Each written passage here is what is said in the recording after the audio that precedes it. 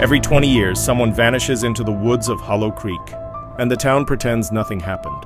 Chapter 1. The Boy Who Never Came Home. The town of Hollow Creek had always been the kind of place that people drove through without stopping, tucked between dense woods and endless cornfields in upstate New York.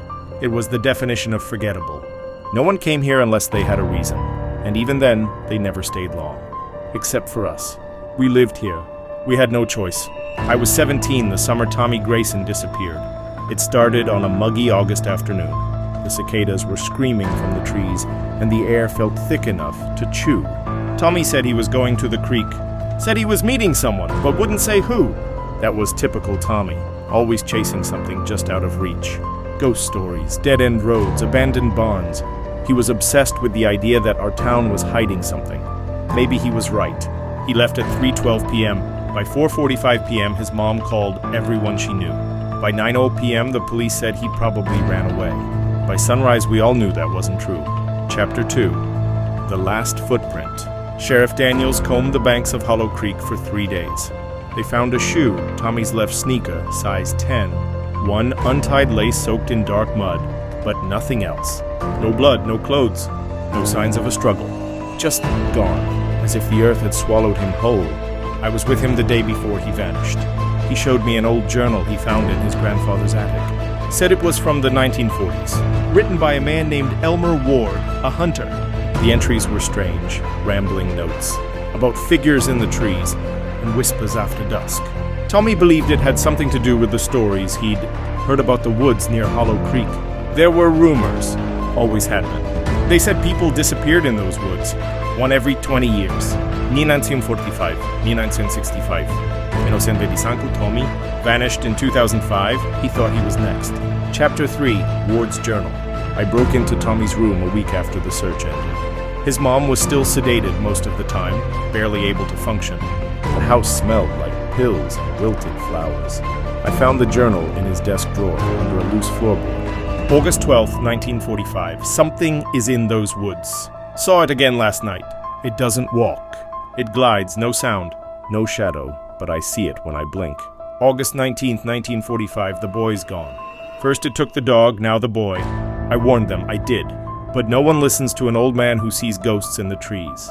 August 30th, 1945, I'm leaving. If I stay, it'll take me too. Tommy had circled that last entry in red pen.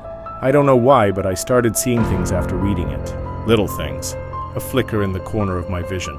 A shape by the tree line that was gone when I turned. And always the feeling that someone, or something, was watching. Chapter 4, 20 Years Apart. I started digging. If Tommy was right about the 20-year pattern, then someone else had to have disappeared in 1985. He was. Her name was Angela Ray, 14 years old, last seen walking home from Hollow Creek Middle School. They found her bike leaning against a tree at the edge of the woods. The case went cold after a month. I asked my grandmother about it. She remembered. They said she ran away, she said, sipping sweet tea. But the whole town knew better. Angela was a good girl. She wouldn't have just left. People got quiet after that. Real quiet. Like they were scared to say what they thought. I asked if she believed in the pattern. She looked me dead in the eyes. I believe there's something evil in those woods. And I believe it waits. Chapter 5, The Voice Recorder. One night I returned to the creek. Not to look for Tommy, I knew he was gone, but to see what he saw. I brought his journal, a flashlight, and an old voice recorder. At 2:12 a.m. I started recording. At 2:16 a.m. the flashlight flickered and died. At 2:18 a.m. I heard something whisper my name. I ran. I didn't listen to the recording until days later. My hands shook as I hit play. There was my voice narrating what I saw. Then static, then silence, and then soft and unmistakable. Help me! It was Tommy's voice. Chapter 6, Whispers from the Past. I played the recording at least 30 times. The voice was faint, distorted, almost buried under static, but it was undeniably Tommy, and he was pleading for help.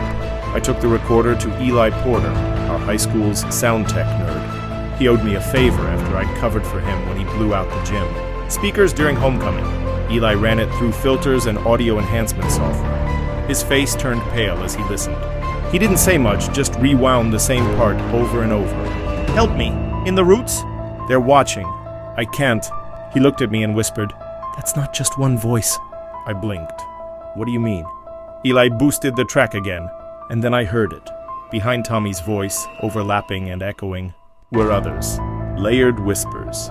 Dozens, maybe hundreds, muttering in rhythms I couldn't comprehend. One word repeated over and over. Elawan, Chapter 7. The Woman in the Trees. Elawan, it didn't sound local, not like anything I'd ever heard. I checked old records at the Hollow Creek Historical Society. Dusty volumes, yellowed paper, forgotten names. I found something in a diary from 1811 written by a settler named Margaret Haven. She comes at the waning moon, pale as bone and rooted in sorrow. Her name is Elawan. The forest whispers her back to life, and in return, she takes what was promised. The entry had been crossed out violently, ink smeared, torn at the edge. Below the entry, someone had scribbled in pencil, much later, 1985, 2005, 2025, 20 years, again. That night, I dreamt of her. She stood at the edge of my backyard, her limbs long and gnarled like twisted branches, her face half covered in moss, eyes hollow. Her voice was the wind rustling through dead leaves. The roots remember. I woke up screaming. Chapter 8. The Roots Beneath. Desperate for answers, I revisited the site where Tommy's shoe was found. I brought a shovel and started digging. The ground was damp, the mud thick and dark. Every strike of the shovel felt like it echoed across time. 2 feet down, I hit something. Not a rock, not a bone, wood. It was a box. Small, rotted, bound with rusted iron nails. Inside, wrapped in oilskin, was another journal. Elmer Ward's second journal, unpublished, never catalogued. Its final pages chilled my blood. It feeds on grief, on memory, on guilt. Those lost to Elawan are not dead. They are bound, trapped in the roots beneath Hollow Creek. The more we forget them, the deeper they fall. The only way to see them again is to walk willingly into her forest. But no one who walks in has ever returned. Tommy had walked in. He wasn't dead.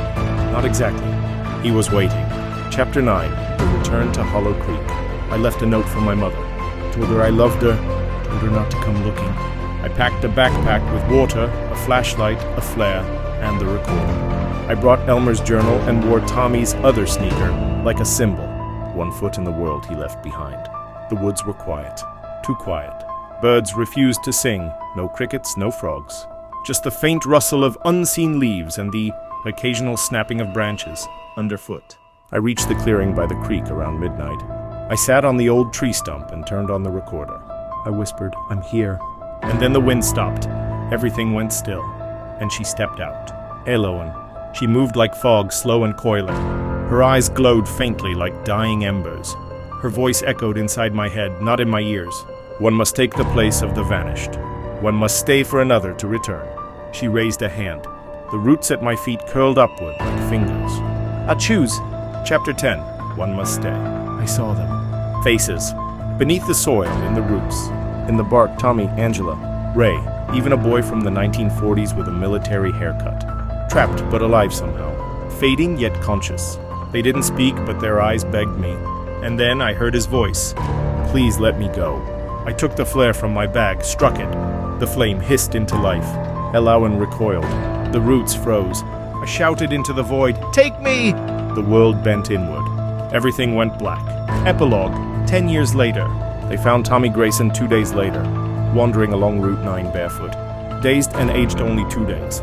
He remembered nothing after stepping into the woods. Just a feeling of being watched, and voices calling to him.